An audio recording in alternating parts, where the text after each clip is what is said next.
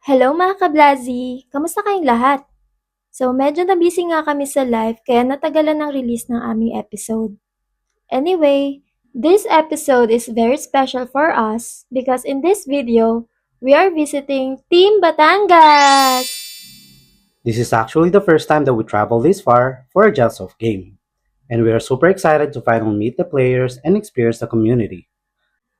Oo nga eh. Honestly, matagal na namin tong inaabangan. For the past few months, gusto talaga naming magsimula ng gantong series, kung saan may kilala natin yung iba't ibang Gels of communities sa buong Pilipinas. The goal is simple: to connect with players, meet different communities, and help unite the Gels up across the country. Hindi lang ito tungkol sa laro. Tungkol din ito sa pagkilala sa mga players, sa mga teams, at sa mga communities na tumutulong palaguin ang hobby na to. I'm Jay. And I'm She. Tara, samahan nyo kaming makilala ang Team Batangas.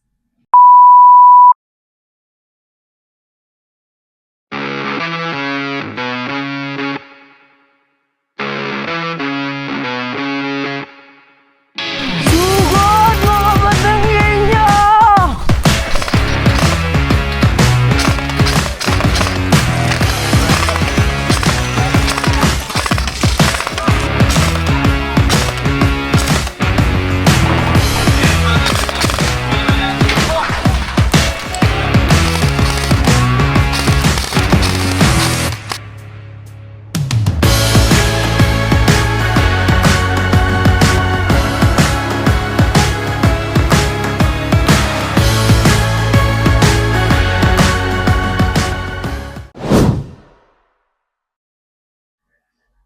So yun na nga, umalis kami sa Metro Manila around 5 a.m. and nag-travel kami papuntang Batangas. Inabot din ng 3 hours ang biyahe namin. Shoutout nga pala kay Boss Artas ng Team Delta Force. Sinamahan kami sa kulitan ng araw na to. We arrived at the field at around 9 in the morning, but the weather welcomed us with the rain. Oo nga, umuulan pa nang dumating kami. Pero kahit ganon, tuloy-tuloy pa rin yung players sa pag-gear up. You could already see how excited everyone was to play. Buti na lang, after around 30 minutes, tumigil din yung ulan. Perfect timing talaga para simulan yung event. Hi mga kablatsi! So, nandito tayo ngayon sa Calpit Blackside. So, may kita nyo, ang ganda dito. I-tour ko kayo. So, glimpse lang yan. Oops. Yan. So, napakaganda. Napakaganda ng kanilang game site. Talagang outdoor. Feel na feel mo yung nature. And ang ganda ng mga obstacles nila. Wala akong masabi. Thumbs up sa nag-design ng obstacle dito.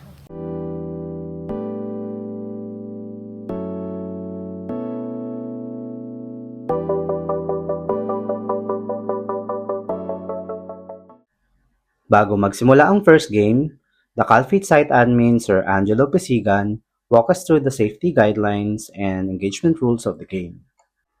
Dito namin nakita ang dalawa sa culture na napakahalaga para sa Team Batangas, ang safety at discipline. Kailangan tama ang paghawak ng barel para maiwasan ng aksidente at para safe ang lahat. At bawal din ang auto-firing. Dapat pitik-pitik lang para controlled ang laro at patas para sa lahat. Trigger discipline, ika nga.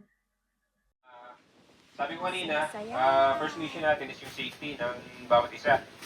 So, pagpasok natin sa field, i-require ko yung lahat na dapat naka-protective gears kayo. No? Masama dito yung yung disiplina sa paglaro natin. Kumbaga itong mga rules of engagement na to, ginawa natin to for your safety, para maging fair yung laro natin, and at the same time, para ma-enjoy natin. The event started with 2 skirmish matches. Players were split into 2 teams to warm up and get familiar with the field. Warm-up games muna, para makuha ng players yung rhythm ng laro at makapag-adjust sa galawan ng bawat team. Dito rin sila magiging familiar sa layout ng field bago magsimula yung mas seryosong matches. Support nyo, tatlo. Pakitaas naman ng kamay. Sino yung tatlo? Ay, isa ba? Support. Sino support sa atin? Ano, si Mamay? Isa. Sige na, okay na. Assault na to.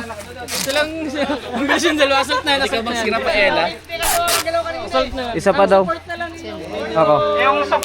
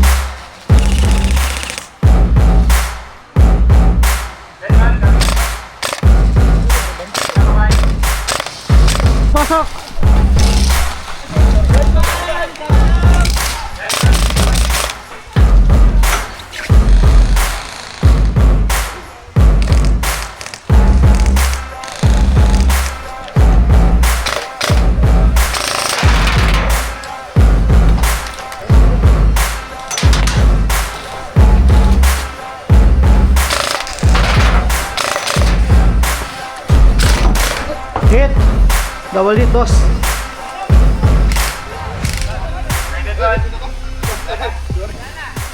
Okay, over. 1-1.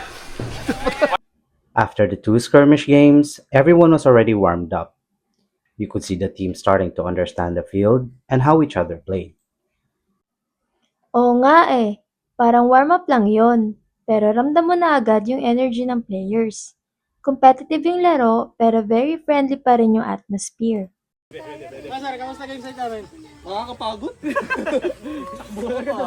Sama pa kayo ng takbo Sumabay nga para skadahin. After the skirmish rounds, we move on to a couple of competitive matches. This time, the team started to get more serious with their strategies. Mas coordinated na yung galaw ng bawat team. May kita mo na nag-a-adjust sila sa positioning at teamwork. After those matches, it was finally time to take a break. So we went to have lunch with the whole gang. At hindi lang simpleng lunch, nag-boodle fight kaming lahat. Isa ito sa pinaka-nagustuhan naming moment sa buong araw. Dito, nagsama-sama lahat ng players para for mood trip. Dito, mas nakilala namin ang mga players. Nakakwentuhan, nakatawanan, at mas na-feel namin ang pag-welcome nila. Para bang matagal na namin silang kakilala. Dito namin nakita na hindi lang laro ang binubuo nila dito, kundi isang solid na community. Talagang nakita namin yung bonding nila kahit bago pa lang sila. Nabubuo na ang ating boodle fight. Everyone, nakabay. Ganyan mag-alaga ang black side, calfit black side. Yan. Siyempre, hindi kumpleto ang araw nang hindi natin interviewin ng mga tao dito. Kaya after namin mag-lunch, diretso interview na kami. Ready? Ready? Ay, walang lapel, ma'am. Maganda ko. Hi mga kablas, nandito po si Sir. Red po. Red, ayun. Kamusta naman experience mo, sir? Ilan ba na-hit mo ngayong araw? Okay yung experience sa hit siguro parang 4-5. Wow, nice. Kasi nice. support tayo, so priority natin magbigay ng balak sa mga kasama. Sir Adi, Hello po. Sir, ano ba makakwento mo sa amin tungkol sa experience mo sa Gelso? So yung experience namin dito napakasaya, lalo na nakabuo tayo ng community. Dahil sa community na yon, nakilala namin yung isa't isa, nagkaroon kami ng band. Gelsop, ito na yung pinaka pahinga namin. Early experience today, okay naman, solid experience para sa first timer na kagaya ko. Unang-una siyempre friendly lang, kaya ng budget, hindi masyadong magastos gaya ng sa iba. Yun, sobrang nakapagod, exciting. So, solid na experience kasi kami, halos lahat kami ay mga photographer, videographers.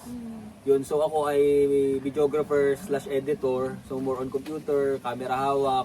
So pag may mga free time kami, ang ginagawa ng rides, ilog, inom. So bago to sa amin, yung cardio naman kami ngayon, exercise. So sobrang ganda ng experience. So ito po si Sir Angelo, isa po siya sa all-around dito sa Calfit Black Side. So, hi Sir Angelo. Hello. Kamusta po? Okay naman, pogi pa din. So ano po, kamusta yung game ngayong araw? Masasabi ko overall na successful yung event. Thankful tayo sa Panginoon kasi Na-bless tayo ng magandang weather, kanina umuulan, tapos yan, naging maganda na yung panahon. Maganda yung pinakita na discipline at saka teamwork ng mga participants. Andun yung full cooperation, yung 100% na binigay nila. So, thankful ako sa ganung community. Kasi masaya, fair yung game, sa andun yung discipline. Interview natin ang isa sa mga admin ng Force Gambit, si Sir Justin. So, hi Sir Justin. Hello po, gandang araw po. So, kamusta po? Ilan po bang member ng Force Gambit? So nag-start po kami as parang naghanap lang kami ng hobby na pamalit kasi mahilig kami sa water activity. So parang sabi namin, hanap kami ng parang yung pwede sa land syempre. Tapos yan naisip namin una is airsoft. Kaso yung mga kasama namin is parang nahihirapan bumili kasi medyo mahal. So respect naman din po sa airsoft. So parang sabi namin, naghanap lang kami ng pwedeng alternative. So nakita namin si Gel Blaster. Nag-start kami parang mga 8 lang kami. From 6, 8, tapos 13 yung pinaka-9 last. Nito lang kami dumami ng 35. Wow. And looking forward kami na next game is mga 60 lahat. Kasi actually, hindi naman, na yan. ito kasi parang tournament, iniisip ng iba parang tournament, pero hindi talaga. Hindi talaga siya tournament. Kumbaga sinabi ko naman sa pasarap lang yun. May raffle lang kami, may konti kaming trophy. Simple token lang, kumbaga pampasarap lang ng laro. Pero hindi talaga ito yung tournament na iniisip lang iba na laban-laban, magkakagalit. Kung mapapansin nyo kanina, ini-enjoy lang talaga namin yung laro. Pag nagkakatamaan, nagtatawanan lang. Ganun. So, yun nga, banding. Yun yung importante sa amin. First, gusto natin bigyan ng credit ang team Siegfried Gel Blaster kasi they are supporting the community, which is something that we really appreciate sa ginagawa natin. Sa mga gusto pong umorder ng Gel Blaster, available po sa amin yung mga mid and kids blaster, entry level and high-end premium. So majority po nung nasa tournament is sa amin po kumuha, kaya po nakapag-sponsor tayo konti. And then, we have our new location po ng showroom which is located in Calaca, Batangas. Sa mga gusto pong mag-order sa Gel Blaster Siegfried, pwede po kayo mag-message sa aming official Facebook page. Ito, Gel Blaster Siegfried 3.0. Ito po yung logo namin. Ayan, mag-message lang po kayo doon, may mga admins po na sasagot sa inyo. And add ko lang po, you can check our YouTube channel, Gel Blaster Siegfried. I-check nyo lang po. As of now, we have I think 86,000 followers na po. So, makikita nyo po doon lahat ng sample. Siya po ang ating model doon. Ayan. So, their link is in the description below. So, follow guys, follow and support yung mga shop natin na tumutulong na mag-grow sa community natin. Okay? So, thank you very much guys. Sir, thank you so much din po.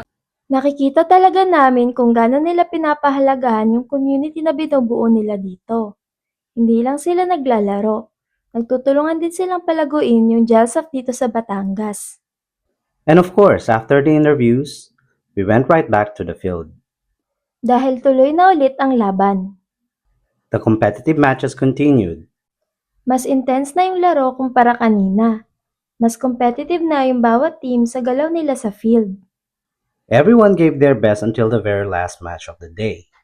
After that, everyone gathered off the field because the event was not over yet.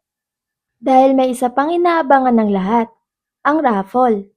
The organizers prepared some raffle prizes for the players, and you could feel the excitement as everyone waited to see who would get lucky.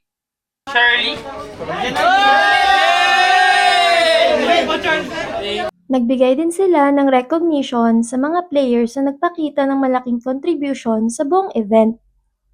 And what really stood out was how they chose the award. They did not pick the best shooter or the most eliminations. Ang pinili nila ay yung player na may pinakamalaking ambag sa team. And that player was the medic. Isang role na hindi laging napapansin sa laban, pero napakalaking tulong sa buong team. Which really shows what this community values most. Teamwork, support, and playing the game the right way. Overall, sobrang solid ng naging experience namin dito sa Batangas. From the games, the players, hanggang sa atmosphere ng buong event. Ramdam mo talaga yung passion ng community dito, na kahit bagong community pa lang sila, may kita mo na agad yung discipline, teamwork, at support ng bawat isa. We are really glad that our first Dios area happened here. Salamat Team Batangas sa mainit na pagtanggap at sa napakagandang experience. And this is just the beginning. Kung may Gelsoft community din sa area nyo na gusto nyong ma-highlight, Reach out to us. and we will try to find a way para mabisita rin namin kayo and makatulong para mas mapalaki pa natin yung Gelsoft community sa Pilipinas. At kung nagustuhan nyo ang video na to, please like, subscribe, at i-on ang notification bell para sa mas marami pang content kagaya nito. Thanks for watching. We hope to see you soon. Goodbye! Hi, Bossy! Hi! Shoutout sa mga bilot ko sa bahay. Shoutout. Anong bilot? Sana kumain. Tuta po yun. Baka bilat. Bilot. Ayan, sana magpapa-shoutout po. Namali lang ako ng pagkarinig. Shoutout! Sa mga kamag-anak ko sa Sorsogon.